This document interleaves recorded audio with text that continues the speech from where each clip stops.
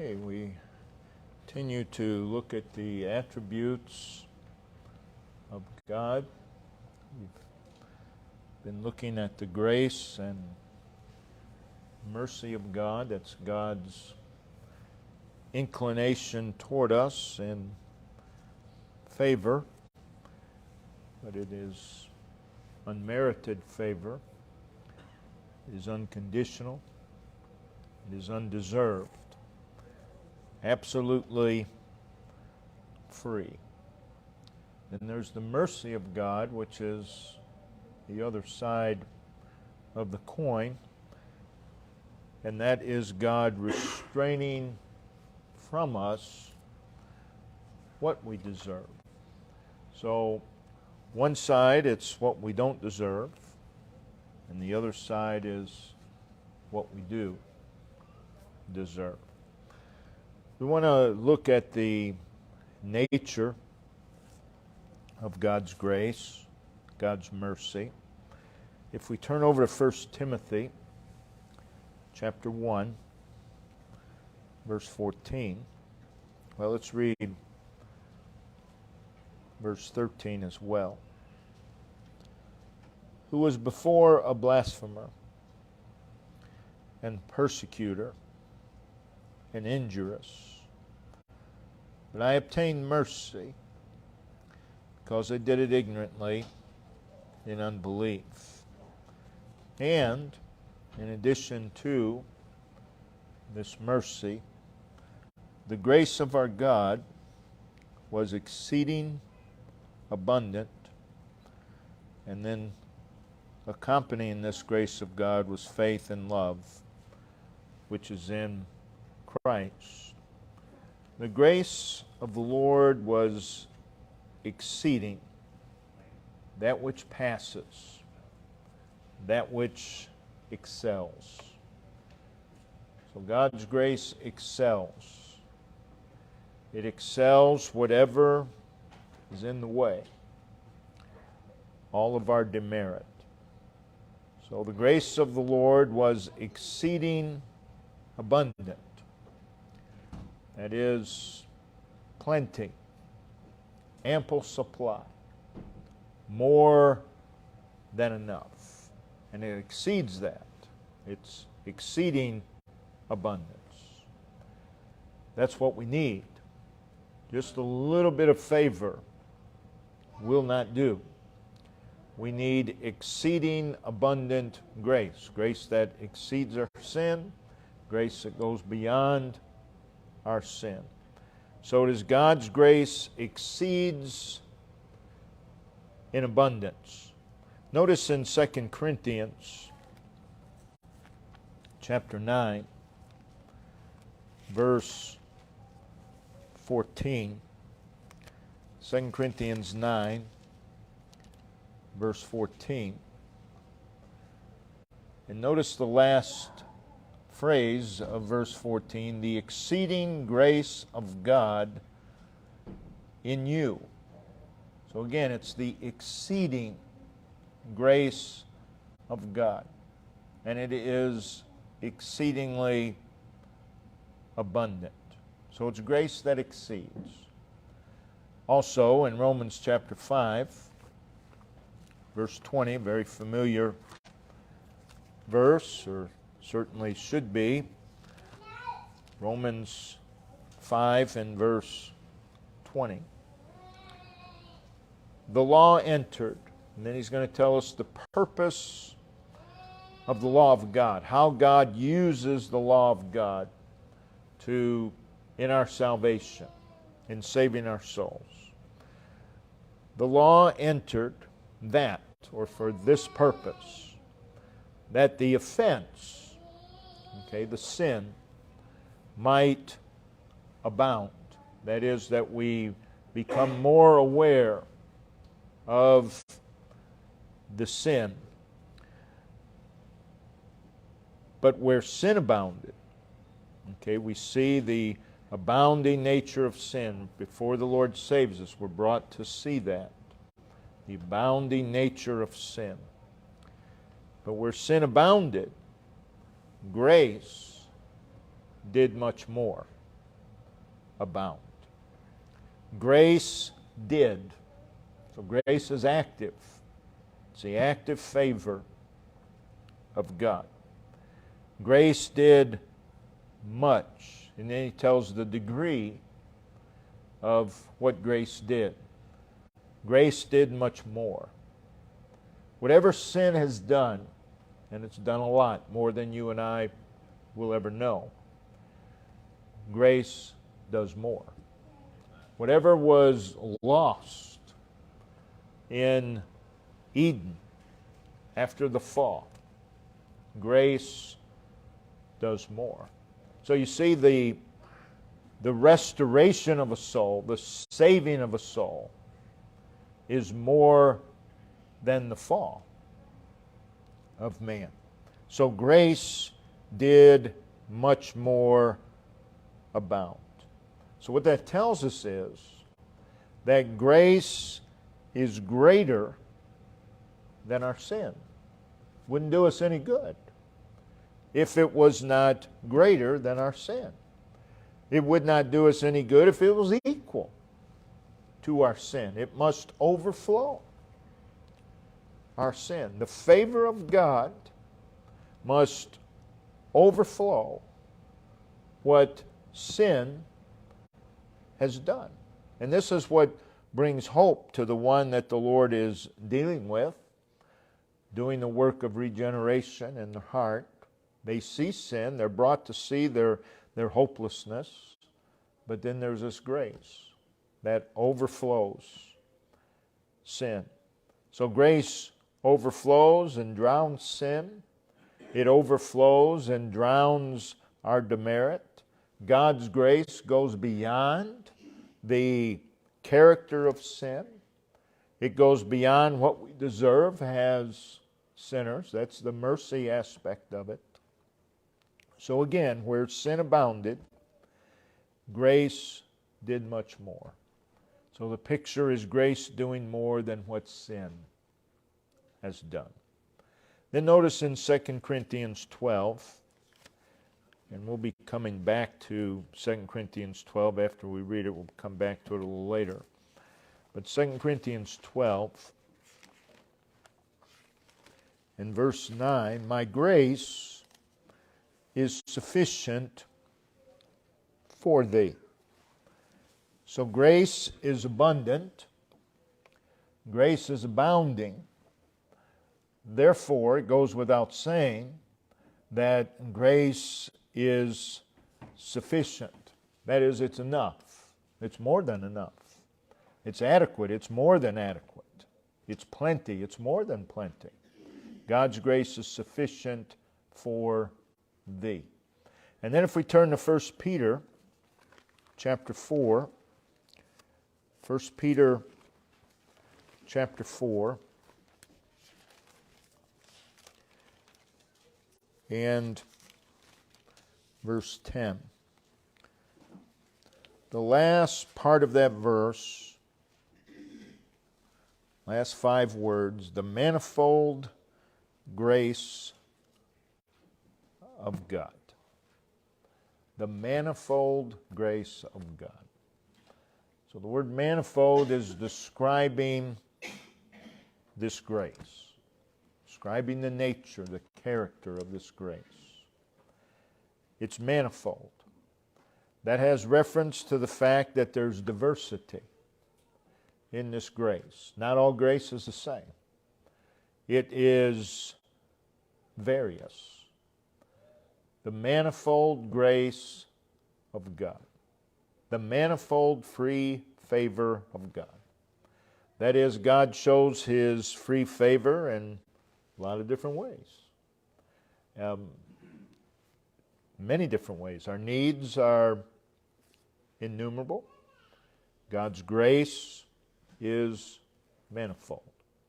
The conditions can be innumerable, but God's grace is manifold. So there's not a need, there's not a situation that there is not grace for. Just as all sin is not the same, sin is also manifold. There's a diversity in sin. All sin is against God, just like all grace is the free favor of God. But it's not all the same. So there's manifold sin. There is manifold grace as well. And then, so grace is not only a quality of God. God is gracious. But it's not only a quality of God that is exercised toward man in his depraved and sinful state, resulting in salvation. There is a degree of grace that God shows to lost sinners that he never saves. That is, he shows them favor that they do not deserve. It's not saving grace. Not all grace. Again, not all grace is the same. He bestows upon man health. Well, that's the grace of God. That's the grace of God. He gives an individual a job, a way to make a living. That's the grace of God. That's the free favor of God upon man. Doesn't save them. Again, there's different degrees of grace. But so grace is not only a quality exercised toward man in his depravity, resulting in salvation, but it's also an influence. It's a force. It's a power. It's an acting of God that works. In this case, we'll look at the saved. That works in the saved to change their capacities, their ability for work, for suffering, and obedience. And I believe not only does God give grace to the saved to work and to enable us in suffering and trial and whatever, I believe there's a degree of that also in the unsaved. You know, you'll hear saved people say all the time, well, I don't see how a lost person goes through it. Well, they don't go through it the same way we do, but God does show them some free favor, or they wouldn't get through it. So God does. But again, it's not the same. Again, not all grace is the same. So, speaking of this free favor of God toward the saved, that is an enabling power. Notice 1 Corinthians chapter 15. And again, these are familiar verses. 1 Corinthians 15. In verse 9 he says, "For I am the least of the apostles, that am not meet or fit to be called an apostle, because I persecuted the church of God."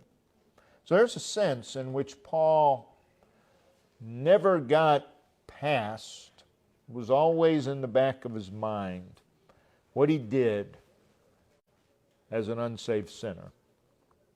And then in verse 10, he says, but, by the grace of God, I am what I am. In other words, grace has changed me. The saving grace of God has changed me.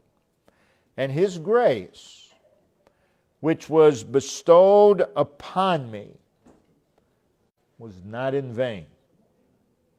Now, with the unsaved sinner, God gives him some favor to get through a situation.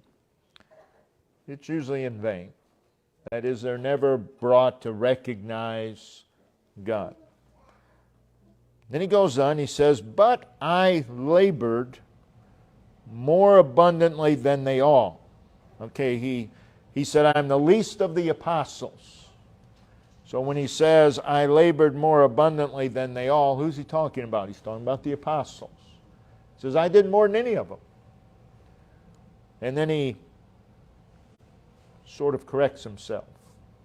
"Yet not I. Yet not I. But the grace of God, which was with me." So this grace was bestowed upon me, verse 10, and It's there to stay, because we see, but the grace of God was with me. And because the grace of God was with me, I labored more abundantly. That is, God's grace enabled him. God's activity of favor enabled him. And then in 2 Corinthians 9, one of my favorite verses, 2 Corinthians 9, verse 8. And God is able. And you could just stop right there and rejoice. God is able to make. So he's going to get specific about something God is able to do. God is able to make all grace. And then just think about those two words. All grace. Not just grace, but all grace. Again, remember, grace is manifold. There's different degrees of grace, different types of grace. But he's able to make all grace abound. Again, overflow, toward. That speaks of direction. This all grace, all kinds of grace, God is able to make overflow in the direction of you. God is able to make all grace abound toward you. That speaks of a purpose. God bestows His grace for a purpose. He doesn't just bestow His favor for no reason. That ye, the ones who have this abounding grace sent toward them, that ye always, no qualifications, always. People speak in universal language, and when they do, it's usually inaccurate. But in the Word of God, that's not the case. He says that ye always, having, that's present tense, all sufficiency. So we have all grace, always, which leads to all sufficiency, ability, capability, in all. There it is again. So we have all grace, always, all sufficiency, in all things. Again, that goes back to the word always. There's no qualification. Whatever comes into our life, God's free favor is abounding and is all sufficient for all things. You cannot think of anything that this does not apply. And then he goes on, all things may abound to every good work. This is why God, we're speaking of His people now, the saved. This is why God sends His grace toward us, that we might abound, that we might overflow. In what? Every good work. When? Always. In all things.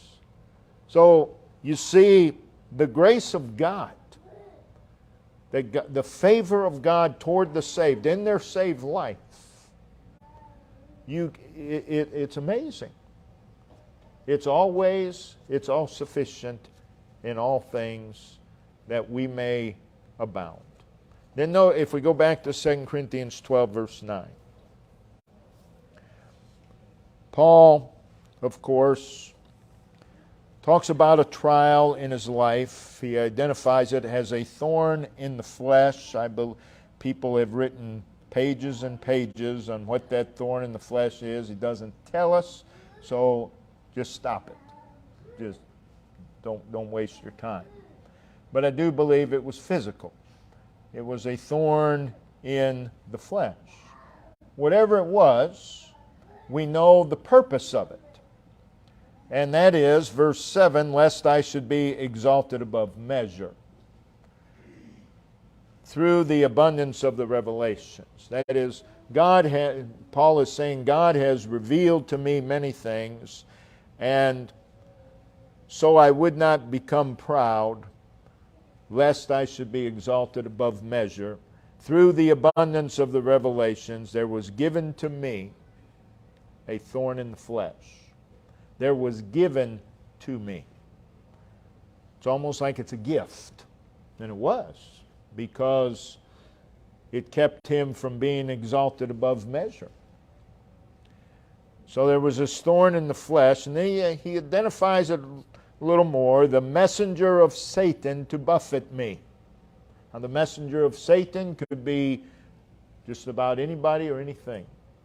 The messenger of Satan to buffet me. And then he says it again, lest I should be exalted above measure. So Paul knew the reason for this affliction, for this thing.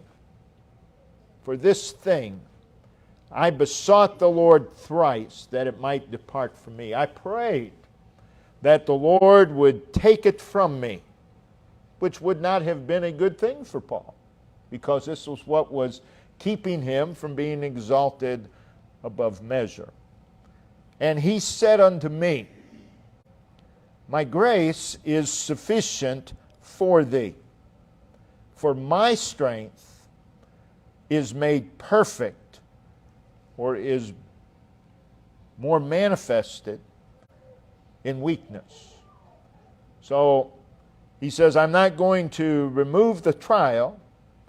I am going to give you grace to bear the trial, because you are weak. In this grace, my strength will be manifested. And then we see the conclusion that Paul comes to, most gladly therefore.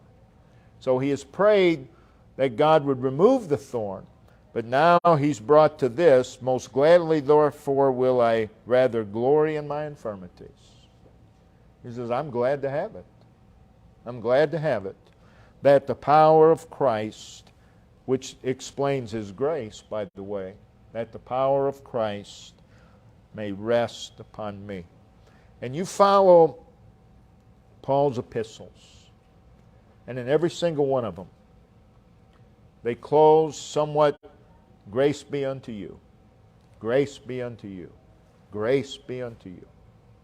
Writing to various churches, writing to individuals, different sets of circumstances, and what they all needed was what? Grace. Grace be unto you. Again, the manifold grace of God. God's activity toward us in love and favor. Sufficient grace for all things. There's grace. You and I that are saved. There is grace for everything that comes into our life. There are disappointments. There's grace for that. There's grace for that. Well, this disappointment is great. There's grace for that. God's grace abounds. God's grace exceeds. There is chaos. There is turmoil. But there's grace for that. There's grace for that. Always. There's confusion, but there's grace for that. There's anxiety, but there's grace for that. There's fear, but there's grace for that. Doesn't matter the degree of any of these things, because God's grace is sufficient, and sufficient always. More than enough. There are storms, but there's grace for every storm. There are temptations. Someone says, I couldn't resist. Yes, you could have. Yes, you could have. That's never so. Because God doesn't send us a temptation more than we're able to bear, because God's grace enables us to bear. So there's grace for every temptation. There are battles, various degrees of battles, but there's grace for every battle. There are giants, a variety of them, but there's grace for each one. There's change, there's upheaval in lives, which causes anxiety, which causes fear. There's grace for all of that. God's grace, again, it's an attribute of God that He extends toward us. It's God moving in our direction in order to enable us. God's grace enables. God's grace provides. God provides in miraculous ways. You may not see any way that God can provide, but grace is exceeding abundant, and God provides. Grace gives peace. It gives the peace that passeth understanding. People will say, well, I could never handle that. I couldn't do that. Well, when the time comes, there will be grace. There will be grace, and you'll be able. And that's true always. That's true in all things. So God's grace gives us peace. God's grace gives us assurance. People will say, well, that shook my confidence in God. Well, it didn't have to. Because there's grace. There's grace for that. Gives courage. Again, I could never do that. Well, you could if God called you to do it, because there's grace for that. God's grace gives direction. Gives direction. God's grace gives instruction. God's grace results in joy. So again, this attribute of God, God's grace, it's abundant. It's exceeding abundant. It's abounding. It did much more abound. So you take whatever need, you take whatever sin, grace overflows that. It goes beyond that. Doesn't just meet it, but it goes beyond. Therefore, it is sufficient. God's grace is manifold. Again, there's God's providing grace, there's dying grace. You don't need dying grace until it's time to die. Then when it's time to die, God's grace will be there. And again, it's manifold. There's various types of God's grace. And it comes in varying degrees. But whatever degree it comes, it always overflows. Whatever's in the way. Whatever's in the way. People say, well, I just feel unworthy. Well, that's good. You are. You are unworthy. But God's grace overflows our unworthiness. So this attribute of God is exercised toward us. Then we come to God's mercy. God withholding. God restraining from us what we deserve. God holding back what we deserve. God's grace perhaps is more easily identified because we see it. God shows us favor in this area. God's mercy, we don't see as clearly because we don't experience. We don't get sick Well, that's God's mercy. That's God's mercy. Because we deserve to be sick. Why should someone else be sick and not us? Well, that's God's mercy. His restraining. We have no idea what God keeps us from. What God keeps out of our life. Things that we deserve because we're no better than anyone else. So it's more easily overlooked than the grace of God. And God's grace is overlooked all the time, every single day. People will say, well, I worked hard for such and such, I deserve it. No, you don't. No, you don't. God's grace. We don't deserve anything. So next week we'll look at the nature of God's mercy. And it is much like the nature of God's grace. Let's look to the Lord. Word of prayer. Heavenly Father,